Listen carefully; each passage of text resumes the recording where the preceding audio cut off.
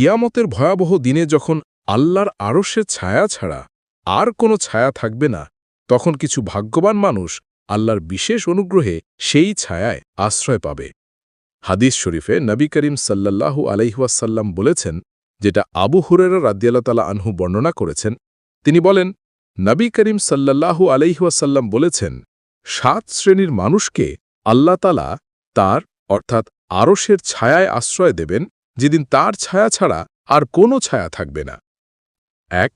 ন্যায়পরায়ণ শাসক, যে শাসক তার ক্ষমতা ও দায়িত্ব ইনসাফ ও ন্যায়পরায়ণতার সাথে পালন করে। 2. আল্লাহর ইবাদতে বেড়ে ওঠা যুবক, যে যুবক তার যৌবনের শক্তি ও উদ্যমকে আল্লাহর ইবাদতে ব্যয় করে। 3. মসজিদের সাথে যার অন্তর জড়িত, এমন ব্যক্তি যার মন সর্বদা মসজিদের সাথে লেগে থাকে এবং সে এক ওয়াক্ত নামাজ আদায়ের পর পরবর্তী ওয়াক্তের জন্য অধীর আগ্রহে অপেক্ষা করে। 4.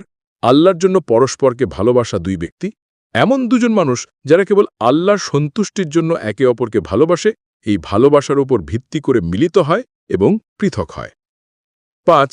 যাকে কোনো সুন্দরী ও সম্ভ্রান্ত নারী ব্যভিচারের জন্য আহ্বান জানায় আর সে বলে, আমি আল্লাহকে ভয় করি, এমন ব্যক্তি যে কুপ্রবৃত্তির তীব্র আকর্ষণ উপেক্ষা করে কেবল আল্লাহর ভয়ে তা থেকে দূরে থাকে। 6. যে ব্যক্তি এমন গোপনে দান করে যে তার ডান হাত কি দান করল বাম হাতও তা জানতে পারে না, এমন ব্যক্তি যে লোক দেখানোর উদ্দেশ্য নয় বরং একমাত্র আল্লাহর সন্তুষ্টির জন্য গোপনে দান করে। 7.